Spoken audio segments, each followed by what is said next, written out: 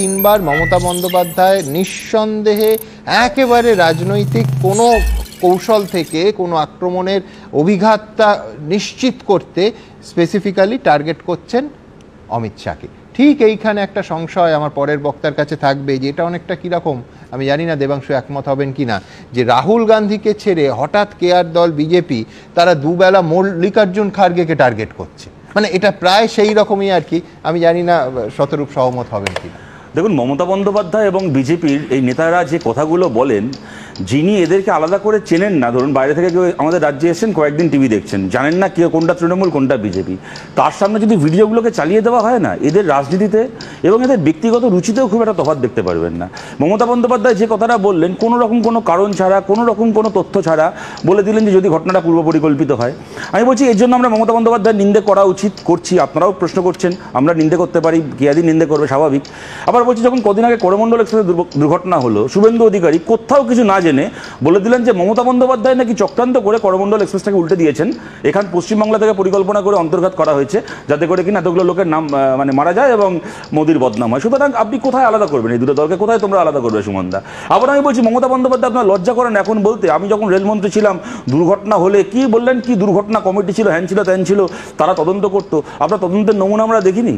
যখন জঙ্গলমহলে 2010 সালে ট্রেন দুর্ঘটনা হলো, আপনার এই চটিচাটা কতগুলো তথাকথিত বুদ্ধিজীবী রয়েছে, ওই রেলের এটো কাটা কোম্পানিতে পয়সা দিয়ে যাদেরকে পুষতেন, আপনার এই কটা বুদ্ধিজীবীকে দিয়ে মিটিং প্রেস কনফারেন্স করে বলেছিলেন যে যেহেতু প্রেস ক্লাবে যে যেহেতু মাওবাদীরা ওখানে করেছে, এইটা বললে তৃণমূলকে বদনাম করলে সিপিএম এর সুবিধা হতে পারে, অতএব সিপিএম এর কর্পোরেশন ভোটে কলকাতায় ভোট বাড়তে পারে, অতএব নিশ্চয়ই সিপিএম ট্রেনটাকে উল্টে দিয়েছে। আপনার চটিচাটা এটোকাটা কোম্পানির বুদ্ধিজীবীগুলো বলেছিল, আমরা ভুলে গেছি সেই দিনগুলো। আপনি বলছেন আপনার নাকি বিরাট কোন রিপোর্ট, আজকে এত বছর পরে আমি বলছি সুমনদা, আজকে 15 বছর পরে কোন রিপোর্ট বেরিয়েছে যে রিপোর্ট বলছে যে ওখানে ট্রেন উল্টে ছিল সিপিএম? সুতরাং এতে এক কুরুচিপূর্ণ রাজনীতি এই দুটো দলের পক্ষ থেকে একই রকমভাবে করে যাওয়া হচ্ছে। এবং শুভেন্দু মমতা বন্দ্যোপাধ্যায়ের পাঠশালার ছাত্র, সুতরাং মমতার কাছ থেকে যেগুলো শিখে এসছেন এখন উনি সেই রাজনীতি করবেন, আমরা এতে অবাক হচ্ছি না। যেটাকে নিয়ে আমাদের আলোচনা করা হচ্ছিল সুমনদা, গুড কপ ব্যাড কপ, যেটা মমতা বন্দ্যোপাধ্যায় করছেন, এর একটা ব্যাখ্যা দেবাংশ দিয়েছে। আমাদের ব্যাখ্যাটা অন্য। বছরের পর বছর এই গুড কপ ব্যাড কপ খেলে খেলে মমতা বন্দ্যোপাধ্যায় বিজেপিকে নর্মালাইজ করছেন। আমি এই অর্থে কথাটা বলছি, একসময় যেটা যথার্থভাবে উঠে এলো আমাদের আলোচনায়, একটা সময় ছিল যে বাজপেয়ী খুব ভালো লোক কিন্তু আডবাণী খারাপ। কয়েক বছর পরে আডবাণী এত ভালো হয়ে গেল যে বলো না না মোদিকে প্রধানমন্ত্রী করা যাবে না, দরকার হলে এলকে আডবাণীকে সামনে রেখে আমরা জাতীয় সরকার গঠন করব। আপনার মনে থাকবে মমতা বন্দ্যোপাধ্যায়ের প্রস্তাব 2014 সালে আডবাণীর নেতৃত্বে জাতীয় সরকার গঠন করা হোক, সমস্ত রাজনৈতিক দলকে সঙ্গে নিয়ে তাকে দেশের প্রধানমন্ত্রী করা হোক। তখন হয়ে গেল আডবাণী ভালো, মোদি খারাপ, এখন মোদি ভালো, অমিত শাহ খারাপ, এরপরে হবে অমিত শাহ ভালো, যোগী আদিত্যনাথ খারাপ। এই করে করে যেটা হচ্ছে, মমতা বন্দ্যোপাধ্যায় বিজেপি বিরোধিতার নাম করে প্রথমে বাজপেয়ী, তারপরে আডবাণী, তারপরে এখন নরেন্দ্র মোদী, একটার পর একটা বিজেপি নেতাকে নর্মালাইজ করিয়ে দিচ্ছেন। দেবাংশু প্রশ্ন করলো যে আমরা অভিযোগ কার কাছে জানাবো? তুমি বলছো এই আক্রমণে আলটিমেটলি অ্যাকসেপ্টেন্স বাড়ছে, একটার পর একটা নেতা তো নর্মালাইজ হয়ে যাচ্ছে যে না এর এক লোকটা খারাপ। হ্যাঁ, ওই বাজপেয়ীকে নিয়ে বলা হতো না যে right man in wrong party, হ্যাঁ ভুল দলে ভালো ঠিক লোক, তারপরে হয়ে গেল আডবাণী ভুল দলে ঠিক লোক, এখন মোদি ভুল দলে ঠিক লোক, মানে গুজরাটে দাঙ্গা করে অতগুলো মানুষকে মেরে সেও এখন ভালো লোক হয়ে গেল। দেবাংশুর যে প্রশ্নটা, তুমি বলছো আলটিমেটলি বিজেপির ভালো হচ্ছে, ইন্ডিয়া জোটের ক্ষতি হচ্ছে। সে তো যারা ইন্ডিয়া জোটে ওনাকে বিরাট বিশ্বাসযোগ্য মনে করেন তারা বলতে পারবেন, তারা কেউ থাকলে যাকে।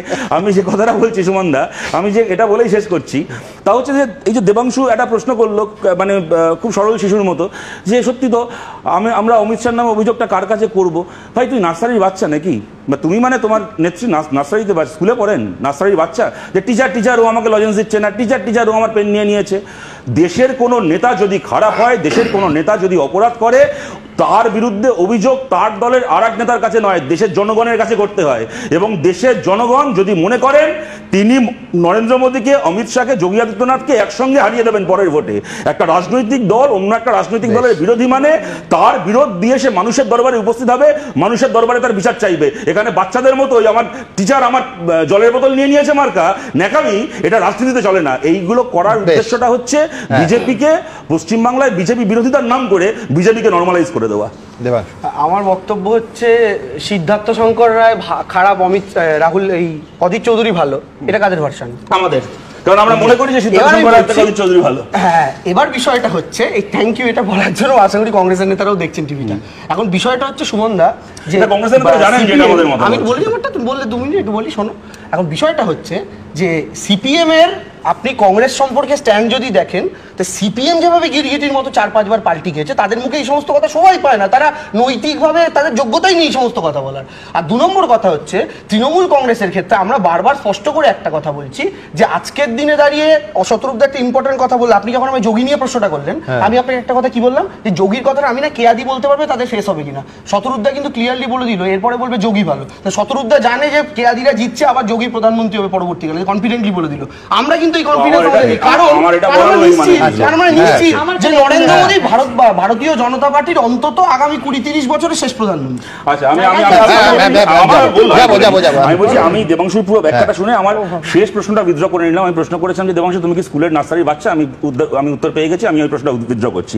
এবার আমি যেটা বলছি যে এর আগে যে কথাটাও বললো যে সিদ্ধার্থ শঙ্কর রায়ের সাথে আমরা কেন অদিত চৌধুরী ইত্যাদি ইত্যাদি, তুমি একটা জিনিস খেয়াল করে দেখবে সুমনদা, প্রথম কথা হচ্ছে আমাদের যখন স্ট্যান্ড পাল্টেছে না বা একটা সিদ্ধান্ত নিতে হয়েছে, আমরা at one given point of time একটা রাজনৈতিক দলের আলাদা আলাদা নেতাকে আলাদা আলাদাভাবে মূল্যায়ন করিনি। পরিস্থিতি পাল্টেছে। যেমন মমতা বন্দ্যোপাধ্যায় একটা সময় বিজেপি সরকারে যাওয়া যোগ্য দরকার মনে করেছিলেন, আজকে বিজেপি সরকারে নেই, ওনার দলটা সম্পর্কে দৃষ্টিভঙ্গি পাল্টেছে।